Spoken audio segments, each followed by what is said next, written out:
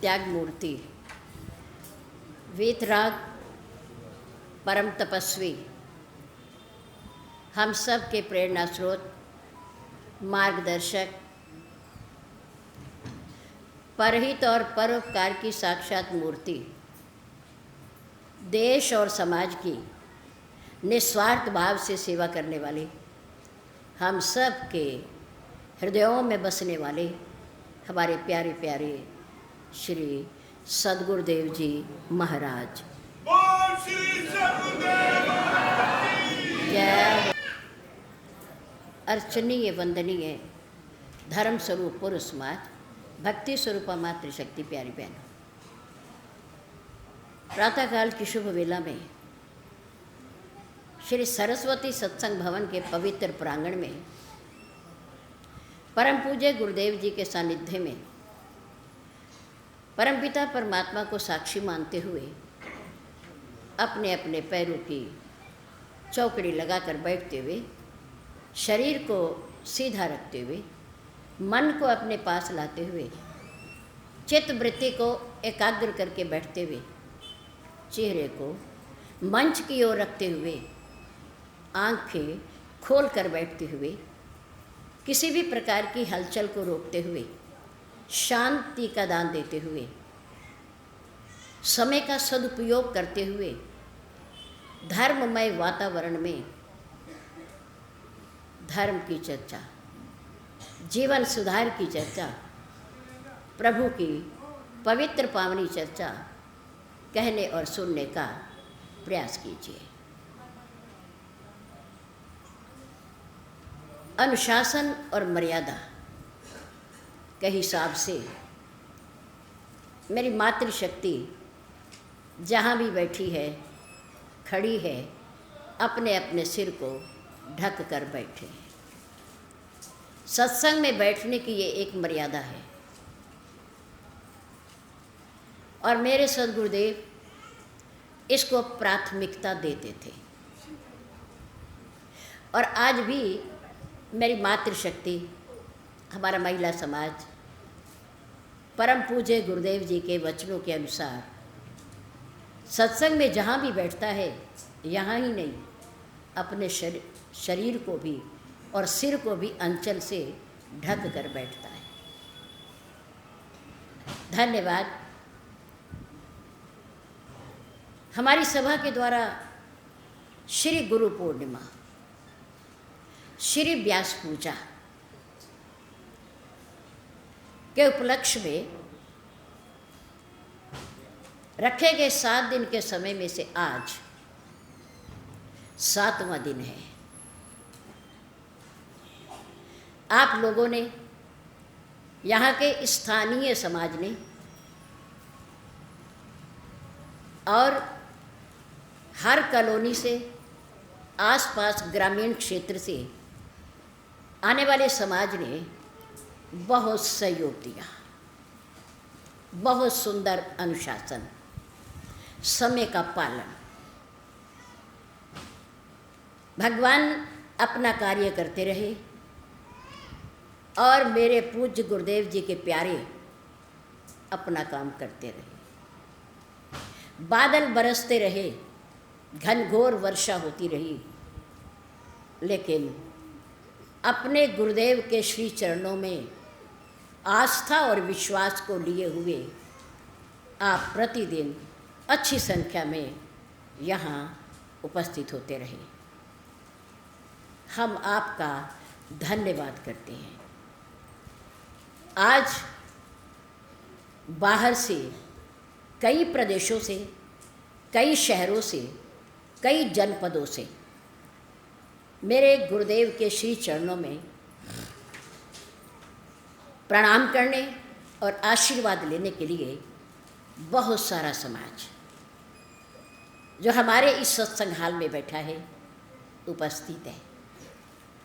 हम अपनी ओर से, अपनी सभा की ओर से, स्थानीय समाज की ओर से हम आए हुए समाज को, अपने सम्मानित गुरु भाई बहनों को श्री गुरु पूर्णिमा, श्री व्यास पूजा वर्ष भर में एक बार अपने गुरुदेव के प्रति आस्था और विश्वास और कृतज्ञता का भाव प्रकट करने वाले सभी भाई बहनों को हमारी ओर से कोटिशाह नमन भी है और बधाई भी है। आप सबको मेरे गुरुदेव वर्ष भर तक आपको कुशलतापूर्वक रखें, स्वास्थ्यपूर्वक रखें, परिवार के सहित धन धान्य से परिपूर्ण करें। मेरे गुरुदेव का आशीर्वाद कभी खाली नहीं जाता। जिन्होंने संग किया, सत्संग किया, सेवा की, आज्ञा का पालन किया, उनको हमारे पूज्य गुरुदेव जी ने कुछ भी देने में कभी कोई कमी नहीं रखी। ये आप सब लोगों के पास प्रमाण है।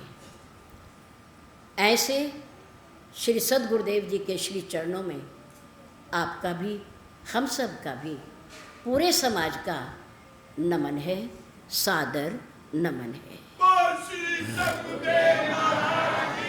जय। आज थोड़े समय के बाद आप सभी को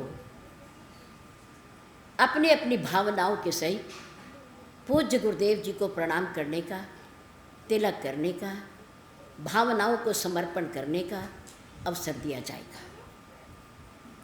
आप बहुत दूर दूर से आए हैं, हम आपका सम्मान करते हैं, स्वागत करते हैं। बहुत सारे लोग वर्ष भर में एक बार, बहुत सारा समाज वर्ष में कई बार, प्रति मास, प्रति सप्ताह, 6 महीने के बाद, 3 महीने के बाद और साल भर के बाद यहाँ आता है। हमारा कर्तव्य बनता है कि हम आपका सम्मान भी करें और स्वागत भी करें। ये परंपरा मेरे पूज्य गुरुदेव की है। उनका संग करके, उनके संग संग रहकर आप लोगों का सम्मान और स्वागत वो कैसे अपने हृदय की गहराइयों से करते थे, हमने खूब देखा है, बहुत देखा है। इसलिए उनके पवित्र दरबार में, उनके पवित्र इस स्थान पर तीर्थ स्वरूप हम सब के लिए ये एक तीर्थ है। गुरुदेव का गुरुद्वार एक तीर्थ होता है हर शिष्य के लिए, हर श्रद्धालु के लिए, हर प्रेमी के लिए। इसलिए यहाँ पहुँचने पर आप सबका स्वागत है, सम्मान है। हमारी सभा के द्वारा, स्थानीय समाज के द्वारा आपके सम्मान में कमी रह जाए, गुस्ताखी हो जाए, कुछ ऊंचा बोलें, आप उसे महसूस ना करना, क्योंकि आज स्थानीय समाज भी बैठा है पर वो भंडार घर में बैठा है। आप लोग यहाँ विद्यमान हैं, यहाँ बैठे हैं, उपस्थित हैं, पूरी व्यवस्था है भोजन की, पानी की, प्रसाद की और गुरुदेव को प्रणाम करने की। बस आप जल्दी ना करना, आप हमें सहयोग देना, हम आपके सम्मान में कोई कमी नहीं रखेंगे। धन्यवाद। बहुत बहुत दूर स्थानों से, सरसावा से, यमुनानगर से, लाडवा से, तरावड़ी से, करनाल से, मुरादाबाद से, हरिद्वार से, रुड़की से, ग्रामीण क्षेत्रों से, बिजनौर से, आदि आदि स्थानों से हमारे गुरु भाई बहन आए हैं। आज आपको देखकर, आपकी उपस्थिति को देखकर, आपके प्रेम और प्यार को देख कर के हमारा हृदय गदगद हो रहा है और अपने गुरुदेव की महिमा पर हमें गर्व हो रहा है। गर्व हो रहा है कि हम ऐसे त्याग मूर्ति परम पूज्य गुरुदेव जी के शिष्य हैं, उनके सेवक हैं। और वर्षों से उनका संग और सत्संग करने का सौभाग्य हमें प्राप्त हुआ। हम और आप सभी भाग्यशाली हैं, भाग्यशाली हैं। अभी अभी हमारे से पूर्व आपने छोटे छोटे नन्हे नन्हे बच्चों की रामलीला का मंचन देखा, समुद्र पर सेतु। इससे पूर्व हमारे बालकों ने कल अहल्या उद्धार और गंगा जी से पार करने वाले केवट के साथ प्रभु का प्रेम प्रसंग, प्रेम प्रसंग। गंगा के किनारे पर रहने वाला एक सीधा साधा, एक अनपढ़, यात्रियों को गंगा जी से पार करने वाला केवट भगवान से विनोद कर रहा है। और उनके सामने बड़े बड़े ऋषि मुनियों की भी, तपस्वियों की, योगियों की हिम्मत नहीं होती, भक्तों का साहस नहीं होता कि वो उनके सामने बात कर सके, बोल सके। लेकिन केवट प्रभु श्री राम से गंगा पार जाने के लिए शर्त रख रहा है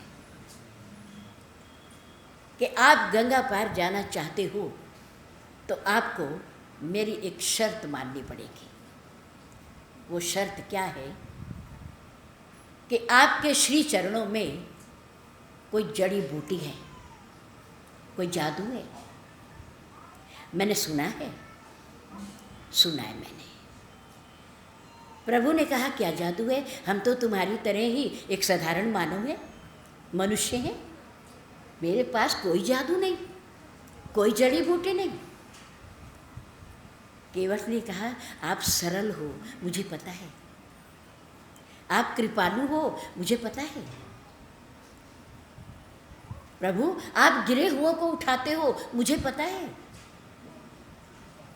आपकी चरण रज को छू करके महर्षि विश्वामित्र जी के आदेश अनुसार एक पत्थर से नारी बन गई, जड़ से चेतन हो गई। प्रभु मुझे पता है। मांगी नाव न केवट आना, नाथ तुम्हार मर्म मैं जाना। मैं जानता हूँ, ये ना जानते हो, निखादराज ना जानते हो, लक्ष्मण जी ना जानते हो, पर मैं जानता हूँ। कितना बड़ा दावा है कि मैं जानता हूँ। प्रभु वो पत्थर की शिला और मेरी नाव काठ की, लकड़ी की। ये कोमल होती है, पत्थर कठोर होता है, पाषाण होता है। प्रभु मैं आपको इस नाव में तब तक बिठाने वाला नहीं जब तक मैं आपके चरणों को धो ना लूँ, प्रक्षालन ना कर लूँ, और उन चरणों को धो करके उस चरणामृत का मैं स्वयं पान ना कर लूँ, तब तक मैं आपको अपनी नाव में बिठाने वाला नहीं हूँ, नहीं हूँ।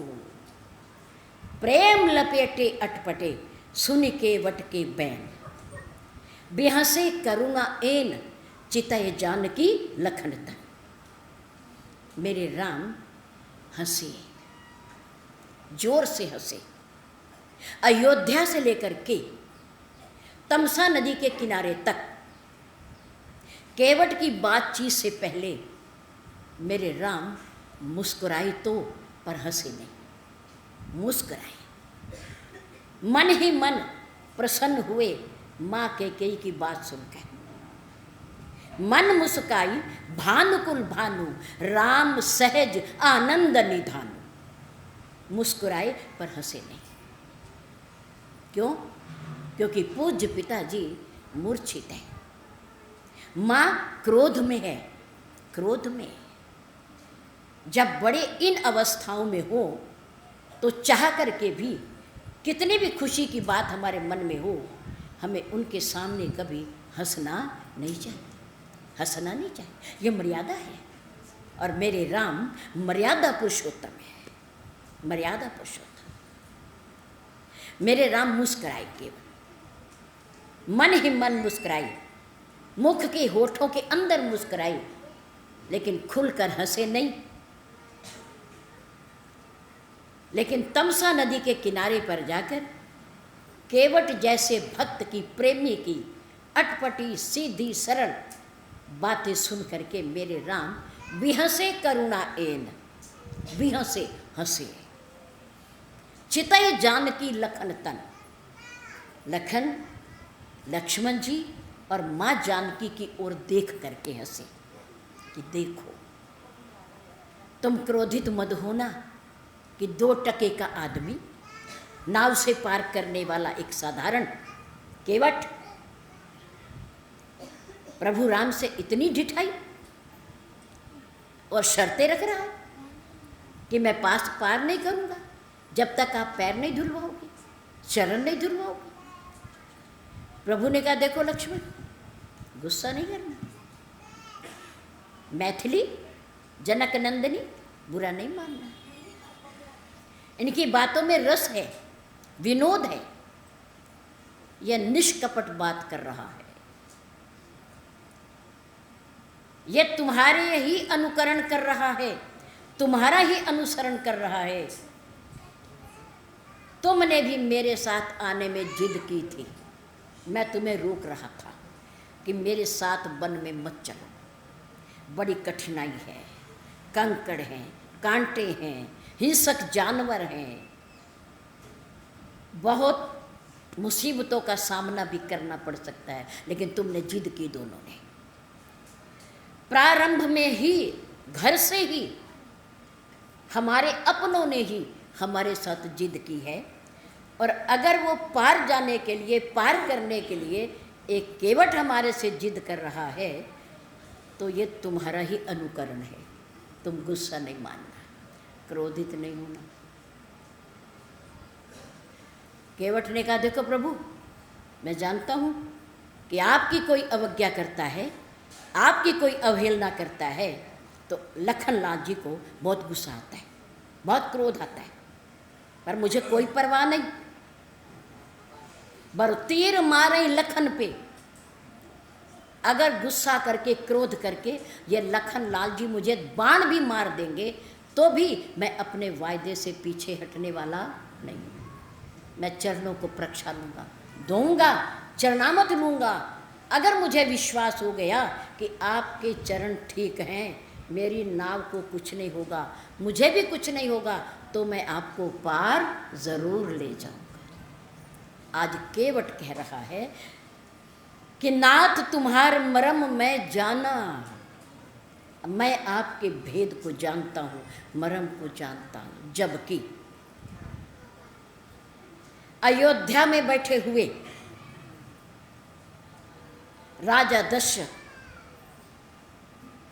महर्षि वशिष्ठ, ब्रह्मा जी के बेटे कुलगुरु सूर्यवंश के, और जिनके घर में राम का अवतार हुआ है, वो भी राम का भेद नहीं जानते, मरम नहीं जानते।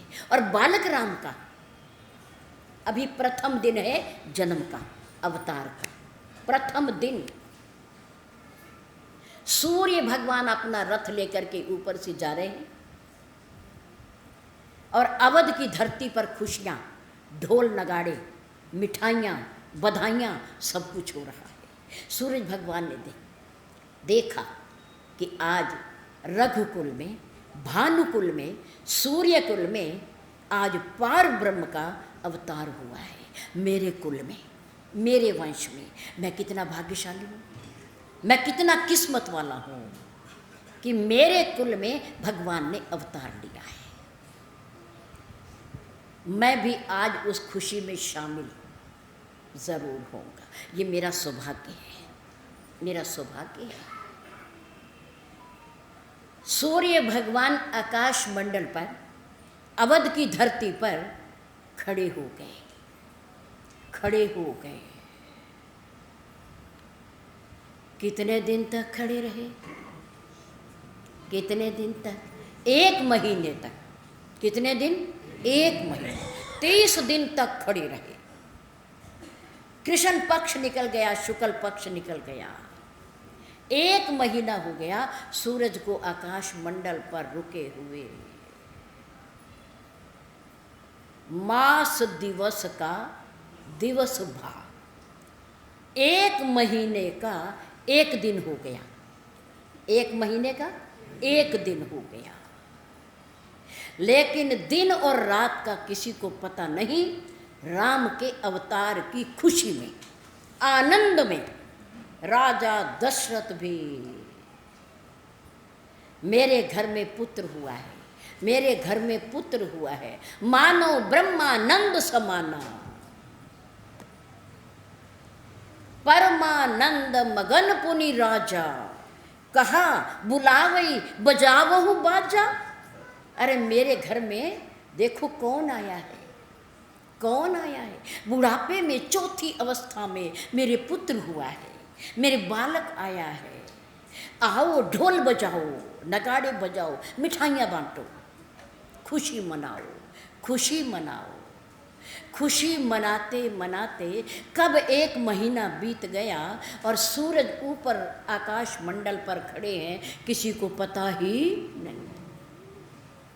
महर्षि वशिष्ठ वहीं, राजा वहीं, और ऊपर देवी देवता भी खड़े हैं कि अवतार हो गया, अवतार हो गया, अवतार हो गया। मास दिवस का दिवस भा, पर मर्म न जाने कोई।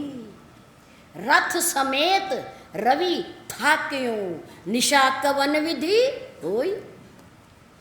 जब सूर्य भगवान के रथ के पहिए रुक गए, ठहर गए अयोध्या की धरती पर, तो रात कैसे आई? सूरज अस्त हो तो रात आए। जब सूरज अस्त ही नहीं हो रहा तो रात कहाँ से आई? चंद्रमा कहाँ से आई? 1 महीना हो गया, मर्म न जाने कोई। कोई नहीं जान पाया इस मर्म को कि 1 महीने से सूरज ऊपर खड़ा है, वो छिप नहीं रहा, रात हो नहीं रही। गाने बजाने, विधाइयाँ, मिठाइयाँ, खुशियाँ, सब कुछ चल रहा है। किसी को नहीं पता कि 1 महीना हो गया। कितनी देर हो गई? 1 महीना हो गया। रथ समेत रवि था क्यों, निशा कवन विधि होई। किसी ने मर्म नहीं जाना, पर केवट कहता है, क्या कहता है? नाथ तुम्हार मर्म मैं जाऊं, मर्म मैं जाऊं। मेरे राम वन की यात्रा में गए, चित्रकूट को छोड़ करके पंचवटी के स्थान पर पहुंचे। वहां मेरे राम कुछ दिन के लिए निवास करने लगे। आकाश मार्ग से जाते हुए शूर्पणखा ने राम को देखा और राम के सौंदर्य पर, रूप पर आसक्त हो गई और उतर कर नीचे आ गई। और उस दुष्ट ने अपने आप को एक सुंदर महिला का रूप दे दिया, सुंदर महिला का, और भगवान राम के सामने जाकर के खड़ी हो गई। मेरे राम ने सभ्यतापूर्वक, मर्यादापूर्वक, कहो देवी किस प्रयोजन से आई हो, क्या चाहती हो, मैं आपकी क्या सेवा करूं? शूर्पणखा ने कहा, बस सेवा तो कुछ नहीं, कुछ नहीं, पर मैंने आकाश मार्ग से आपको देखा कि एक नौजवान सुंदर युवा, और आपको देख करके मैं नीचे उतर आई, और नीचे उतर करके मेरे मन में एक प्रेरणा आने लगी। प्रेरणा, कहो आप क्या चाहती हो?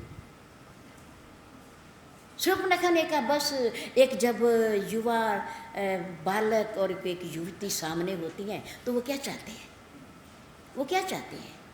बस मैं वही चाहती हूँ, अर्थात परिणय, विवाह आपसे। मैंने देखा, मेरे मन में विचार आया कि तुम सम पुरुष नमो सम नारी। मुझे ऐसा लगा, आपको देख के मुझे ऐसे लगा, और अपने आप को देखकर कि पूरी दुनिया में घूमने के बाद आप जैसा सुंदर तो कोई पुरुष नहीं, और मेरी जैसी सुंदर कोई नारी नहीं, नारी नहीं। शूर्पणखा ने सोचा, मैंने इनके सौंदर्य का तो वर्णन कर दिया, पर कभी इन्हें अपनी सुंदरता के बारे में सुनकर अभिमान ना हो जाए, अहंकार ना हो जाए, इसलिए शूर्पणखा ने थोड़े से अपने विचार बदले। उसने क्या कहा? उसने कहा, मन माना कछ तुम ही निहारी। मन माना कछु, कुछ, पूरा नहीं माना अभी मेरा। आप ये मत समझ लेना कि मैं तुम्हारे पास विवाह का प्रस्ताव लेकर आई हूँ, पूर्णतया नहीं। आपको देख करके मेरा कुछ मन माना है, कुछ तैयार हुआ है मेरा मन आपसे विवाह करने को। मन माना कुछ तुम ही निहारी, तुम्हें देख करके मेरा कुछ मन माना है, पूरा मन नहीं माना अभी। तुम विश्वास मत करना कि मैं तुम्हारे से शादी कर लूँगी। शूर्पणखा ने पैंतरा बदला, भाव बदला, और उसने कहा कि पूरी सृष्टि में मेरे समान मुझे कोई पुरुष नहीं मिला, और तुम मिले भी हो तो तुम्हें देखकर मेरा मन कुछ कुछ माना है, और मेरे समान पुरुष नहीं मिला, इसलिए मैंने अब तक विवाह भी नहीं किया। झूठ बोला। क्या करा? झूठ बोला। जबकि शूर्पणखा विवाहित है और उसके पति का विद्युतजिह्व नाम है। विद्युतजिह्व लंका के राजा, त्रिलोक विजय रावण का जीजाजी हैं, जीजाजी। और रावण उनके क्या हो गए? क्या हो गए? साले। रावण नहीं चाहता कि मुझे दुनिया में कोई साला कहे। एक ही बहन थी उनकी। रावण ने समय पा करके अपने जीजाजी का वध कर दिया और अपने ही हाथों से अपनी बहन को विधवा कर दिया, विधवा कर दिया। शूर्पणखा ने कहा, मेरे प्यारे प्यारे भाई, तुमने अपनी बहन को अपने हाथों से विधवा किया, मेरे कुल का नाश किया तूने, मुझे वैधव्य दिया आपने। मेरे पति का कोई दोष नहीं था, बिना दोष तुमने निर्दोष मेरे पति का वध किया। मैं संकल्प करती हूँ कि तेरे कुल के नाश का कारण भी मैं ही बनूंगी, मैं ही बनूंगी। रावण, तुमने अच्छा नहीं किया मेरे पति का वध करके। याद रखना, तेरे भी कुल का नाश होके रहेगा और होगा मेरे द्वारा, मेरे द्वारा। हुआ या नहीं? मेरे राम पंचवटी में 13वें बरस में, वनवास का 13वां बरस था, यात्रा करते हुए पहुंचे और शांत चित्त, कोई किसी से विरोध नहीं, कोई लड़ना नहीं, कोई झगड़ा नहीं, पर रास्ते में आने वाले राक्षसों का वध जरूर किया उन्होंने, जरूर किया जो भी रास्ते में मिला। लेकिन रावण से लड़ाई का बीज किसने बोया? किसने बोया? शूर्पणखा ने बोया। मेरे राम शांत बैठे थे, वनवासी जीवन पूरा हो रहा था, यात्रा चल रही थी, भजन कीर्तन हो रहा था, सत्संग हो रहा था, महापुरुषों के दर्शन हो रहे थे, तीर्थ हो रहे थे, व्रत हो रहा था, शांत थे, पंचवटी तक शांत थे। लेकिन जब शूर्पणखा आई, उसने प्रस्ताव रखा और मेरे राम ने अस्वीकार कर दिया कि देखो देवी, ये मेरे भारत की संस्कृति है, संस्कृति है कि अपनी धर्म पत्नी होती है, बाकी आयु में बड़ी हो माँ के समान है तो माँ है, बहन के बराबर है तो बहन है, और पुत्री के बराबर है तो पुत्री है, वो पुत्री है वो। मेरे राम ने कहा बाली को, बाली ने शिकायत की, प्रभु मैं बैरी सुग्रीव प्यारा, कारण कवन नाथ मोई मारा। मुझे क्यों मारा? मेरी तो कोई दुश्मनी नहीं, आपसे लड़ाई नहीं, मेरी मेल जोल भी नहीं, आमना सामना भी नहीं, पर आपने सुग्रीव को बचाया, मुझे मारा, मेरा वध किया, और वो भी छिपके। ऐसा क्यों किया आपने? मेरे राम ने कहा, बाली एक वस्तु ऐसी है जो मुझे बिल्कुल पसंद नहीं है। बाली तो ही अतिशय अभिमाना, नारी सिखावन करसी न काना। तेरी धर्म पत्नी, ज्ञानवान, सत्संगी महिला तारा देवी ने तुम्हें बहुत समझाया, पर तुम नहीं माने। तुमने उसकी बात पर ध्यान नहीं दिया, उसे सुन करके भी अनसुना कर दिया। ये बाली और तारा की बात कहाँ हो रही थी? आप रामायण पढ़ते हो। तारा अपने पति देव बाली को कहाँ समझा रही थी पता है? महलों में। कहाँ समझा रही थी? महलों में। और महल कहाँ है उनके? किष्किंधापुरी में। कहाँ है? किष्किंधापुरी। वो वार्ता जो सुग्रीव को भी नहीं पता, उनके पुत्र अंगद को भी नहीं पता, केवल बाली और तारा को पता है। लेकिन वो वार्ता मेरे राम के पास कैसे आ गई? हरि व्यापक सर्वत्र समाना, प्रेम से प्रगट कोई मैं जाना। मेरा राम सबके पास है, सब जगह है।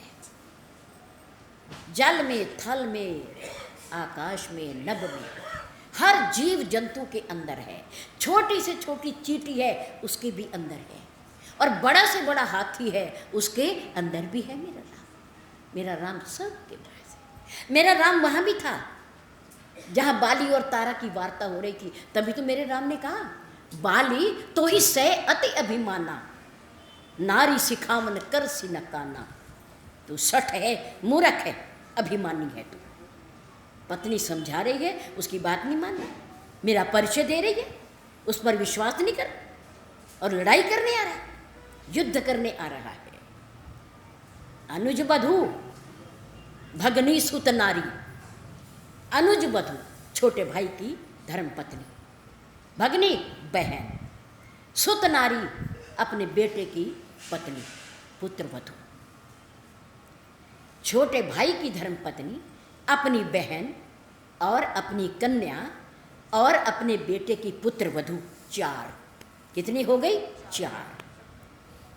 सुन 60 कन्या सम ए चारी, अनुज बधू भगनी सुत नारी। सुन 60, हे मूर्ख, ये चारों अपनी बेटी के बराबर होती है। कैसे होती है? बेटी के बराबर। सभ्यता है, संस्कृति है, परंपरा है। तो इन पर अपना अधिकार जमाता है। तू अभिमानी है, तू मूर्ख है। और ऐसे व्यक्ति को ताही बधे कछु पाप न होई। ऐसे व्यक्ति का वध कर देने से कोई पाप नहीं होता, पाप नहीं लगता। कर्ण के रथ का पहिया कीचड़ में धंस गया कुरुक्षेत्र के मैदान में, महाभारत के युद्ध में। आप जानते हो, कर्ण रथ से नीचे उतरा, अपने रथ के पहिए को निकालने लगा, जबकि सूर्य का अंश है कर्ण, और उसके रथ का पहिया 2 उंगल पृथ्वी से ऊपर चलता है। कहाँ चलता है? पृथ्वी से ऊपर चलता है, 2 उंगल। लेकिन आज वो दुर्भाग्यवश कीचड़ में फंस गया। कर्ण पहिया निकालने लगा, भगवान श्री कृष्ण ने इशारा किया, अर्जुन चलो खड़े हो जाओ, खड़े हो जाओ। अच्छा प्रभु क्या करूं? बाण चलाओ, कर्ण को निशाना बनाओ। अर्जुन ने कहा, प्रभु ये धर्म युद्ध है, अधर्म युद्ध नहीं है। हम धर्म युद्ध कर रहे हैं प्रभु, आप अधर्म की शिक्षा दे रहे हो। कर्ण नीचे है, उसके पास कोई हथियार नहीं है, वो रथ का पहिया निकाल लिया। जब वो रथ का पहिया निकाल लेगा, ऊपर आ जाएगा, उसके हाथ में हथियार आ जाएगा, प्रभु फिर युद्ध करेंगे। भगवान श्री कृष्ण ने कहा, अर्जुन भूल मत करो, भूल मत करो, कर्ण तेरे से भी अधिक बलशाली है। अगर वो ऊपर आ गया तो आज तुम युद्ध में उसके बाणों से बच नहीं सकते, बच नहीं सकते। याद करो, 7 महारथियों ने कर्ण के साथ मिलकर के तेरे छोटे से बालक अभिमन्यु का वध किया था, वो धर्म था या अधर्म, नीति थी या अनीति? बताओ।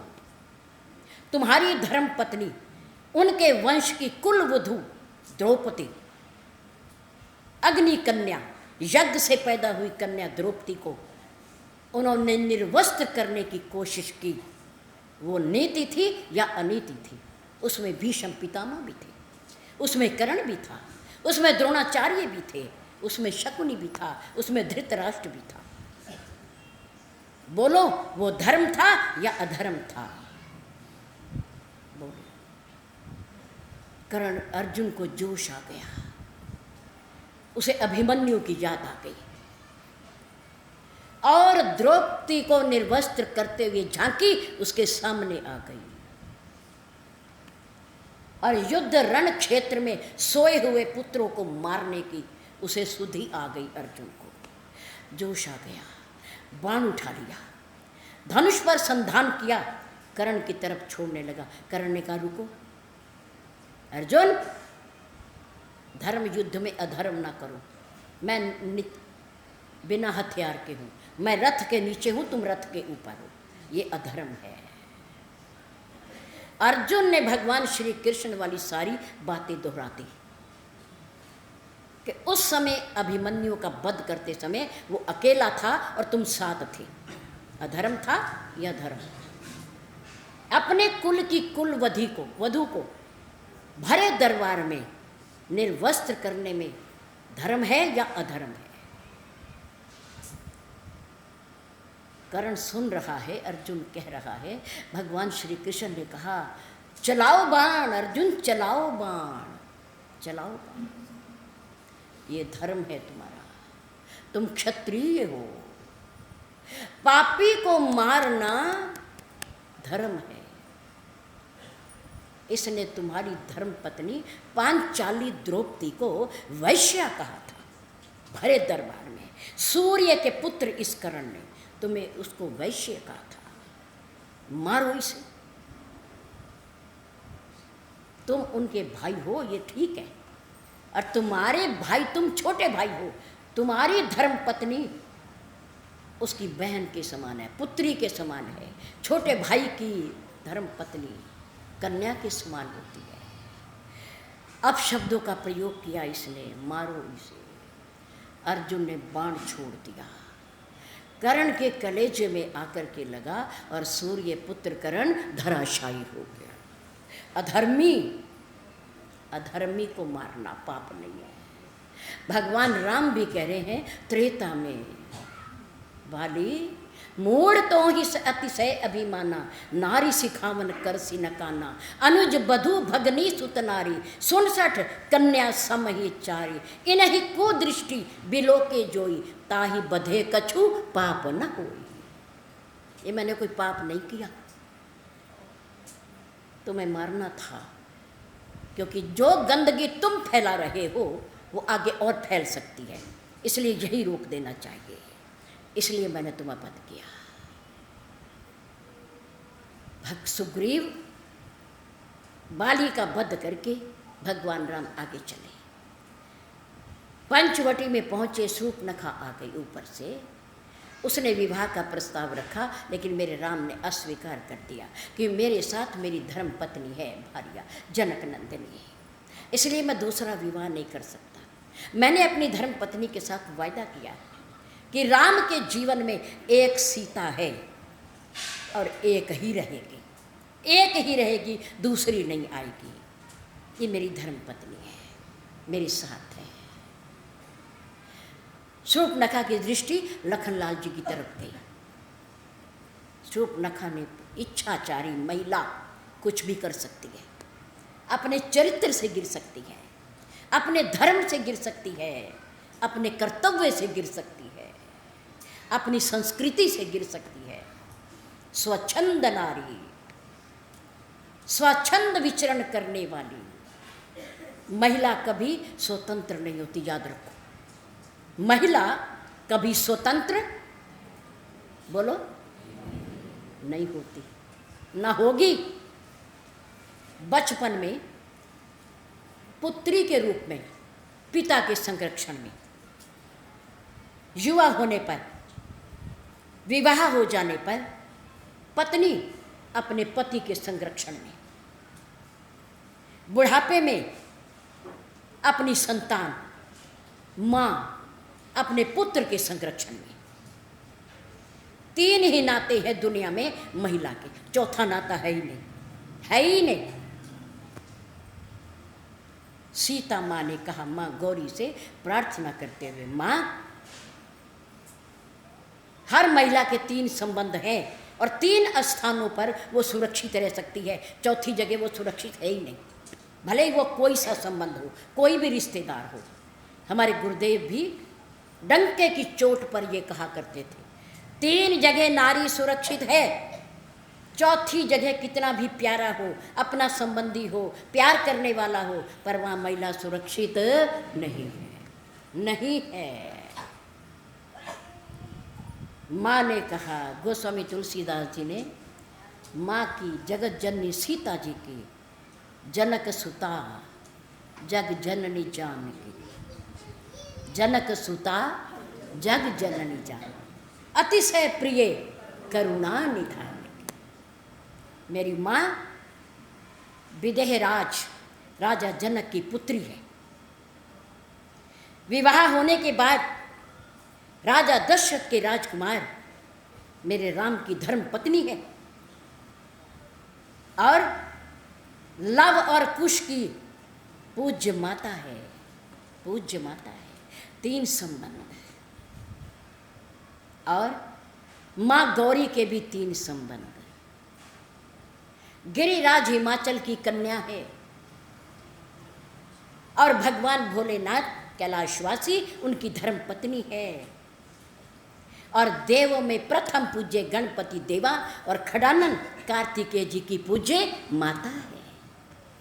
बता दो चौथा रिश्ता कहाँ है? कहाँ है?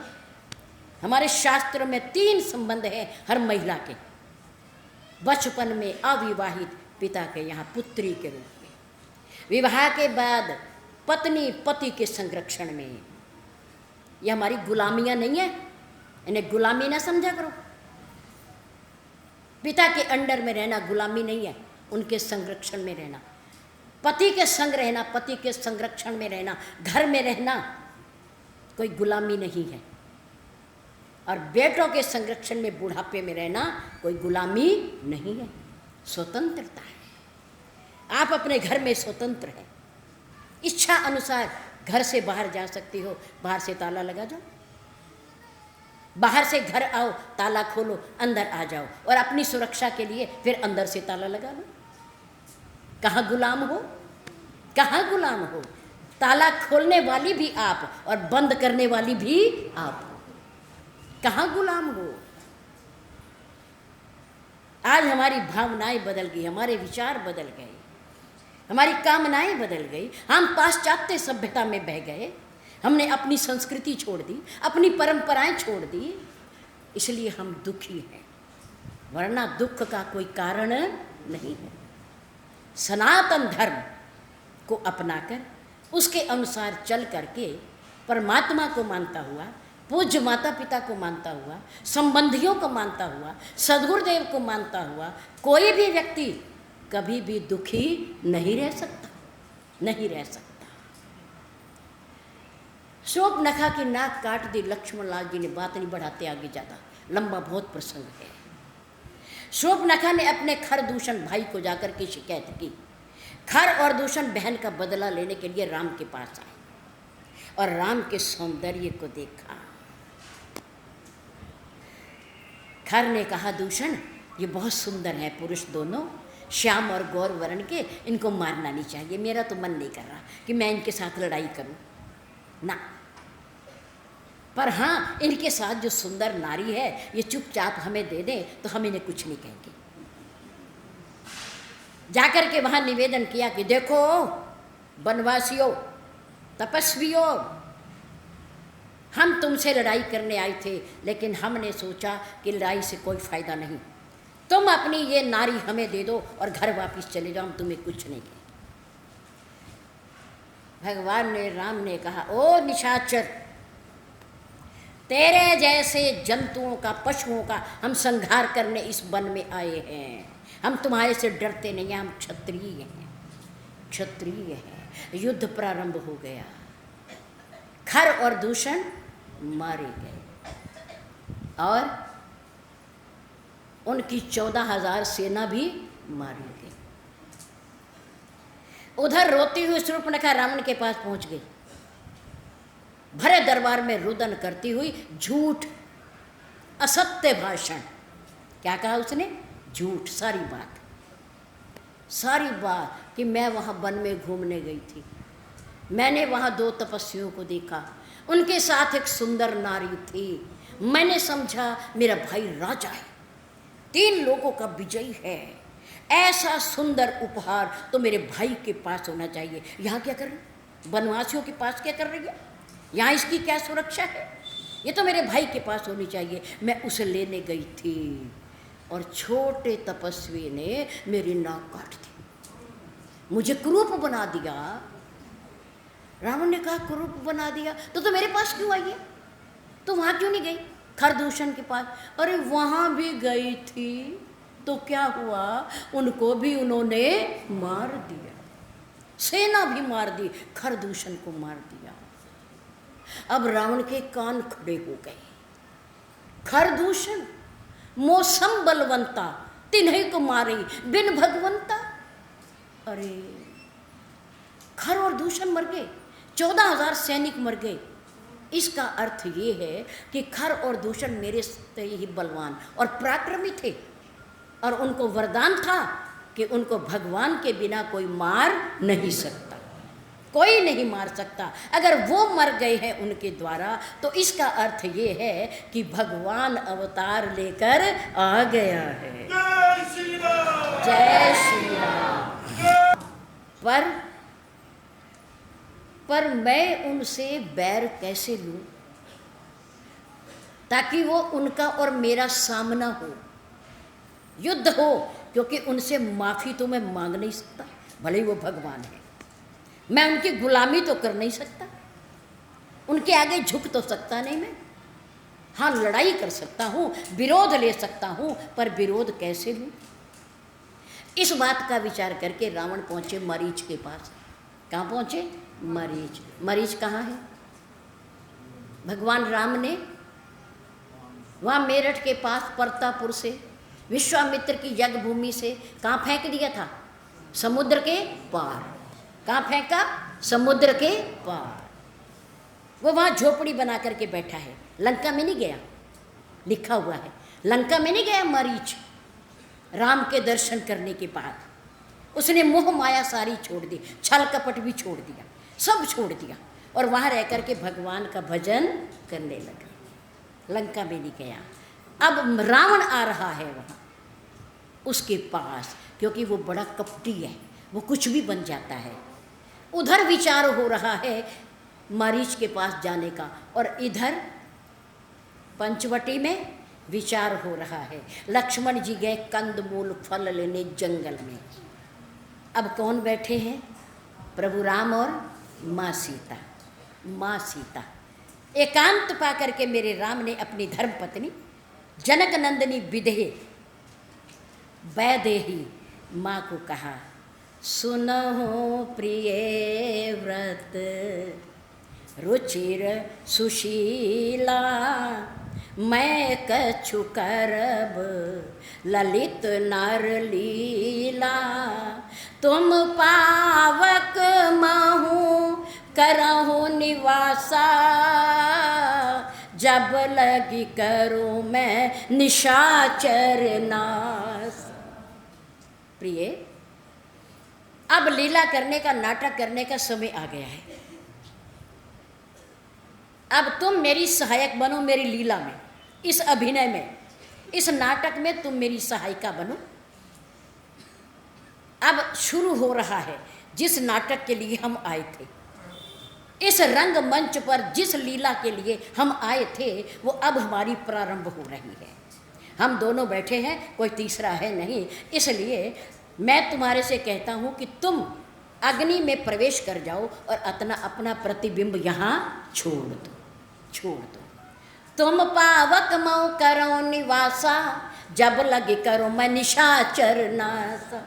जब तक मैं इन अधर्मियों का, अत्याचारों का, इन निशाचरों का, राक्षसों का वध करूं, अपनी लीला को पूर्ण करूं, तब तक तुम अग्नि में प्रवेश कर जाओ। माँ सीता ने अपने पति के वचन अनुसार, प्रभु राम के कथन अनुसार अग्निदेव प्रकट हो गए, उसमें समाहित हो गई और अपना नकली प्रतिबिंब वहाँ छोड़ दिया और वाम अंग में आकर के बैठ गई। इतने में लक्ष्मण जी आ गए कंदमूल फल लेकर के। उन्होंने माँ सीता को दिए थाली में परोसने के लिए, पर उन्हें पता नहीं है कि ये सीता नकली है या असली। कुछ नहीं पता। लक्ष्मण हूँ ये मरम न जाना, जो कछु चरित्र रचे भगवान। जो मेरे राम ने लक्ष्मण जी के पीछे अपना चरित्र कर दिया, माँ को कह दिया, माँ समा गई अग्नि में, नकली प्रतिबिंब वहाँ आकर के बैठ गया जैसे का तैसा। इस बात का भेद का लक्ष्मण जी को भी पता नहीं है। बताओ, जिस मरम का महर्षि वशिष्ठ को नहीं पता, राजा दशरथ को नहीं पता और लक्ष्मण सगे भाई को नहीं पता, जो साथ में रह रहे दिन रात, उस भगवान के मरम को केवट कहता है कि मांगी नाव न केवट आना, नाथ तुम्हार मरम में जाना। वो कहता है 4 पैसे की मजदूरी करने वाला कि मैं तुम्हारे मरम को जानता हूँ। भगवान राम रावण का वध करके माँ सीता बांधों के सहित वापस आ गए अयोध्या में। हनुमान जी के द्वारा भरतलाल जी के पास सूचना भेज दी, जाओ जाओ देखो मेरे भरत की क्या अवस्था है, वो क्या चाहता है, उसके मन की भावना क्या है, मैं अयोध्या में जाऊँ या ना जाऊँ, वो मुझे पसंद करता भी है कि नहीं। जाओ हनुमान, पता लगाओ मेरे भाई की भावना का, विचार का, कि वो क्या चाहता है मेरा भाई। हनुमान जी भरतलाल जी को सूचना देने गए कि प्रभु भरतलाल जी, मेरे राम प्रभु अपनी धर्म पत्नी छोटे अनुज के सहित सकुशल अयोध्या को वापिस आ रहे हैं, जिनके बारे में दिन रात सोचते हो, आप चिंता करते हो, आपने अपना जीवन ही लगा दिया है सारा, वो आ रहे हैं, आ रहे हैं।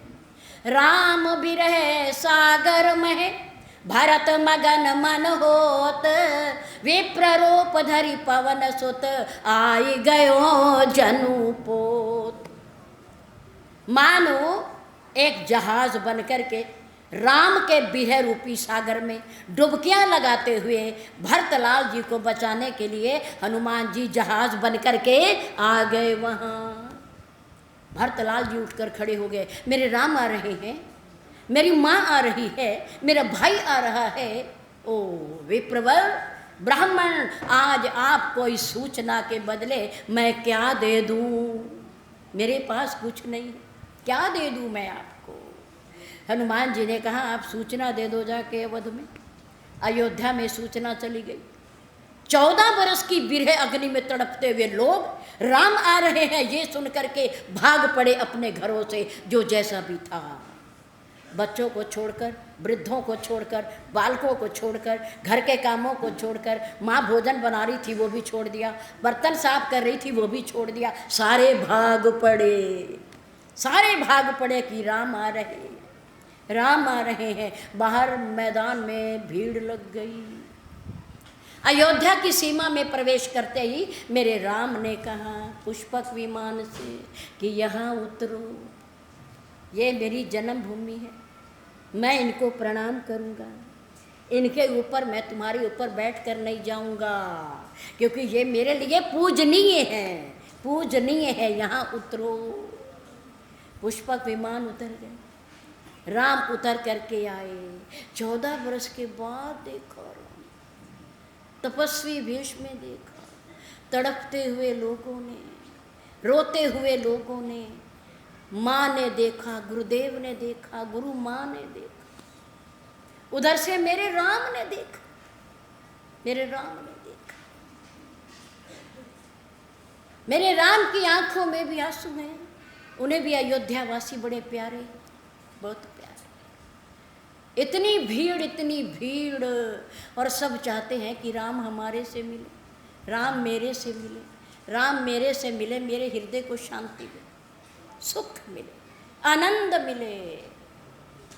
उस समय मेरे राम ने एक सुंदर लीला की, जैसे खर और दूषण की सेना के साथ जितनी सेना थी 14,000, मेरे राम ने उतने रूप बना लिए और राक्षसों का वध कर दिया।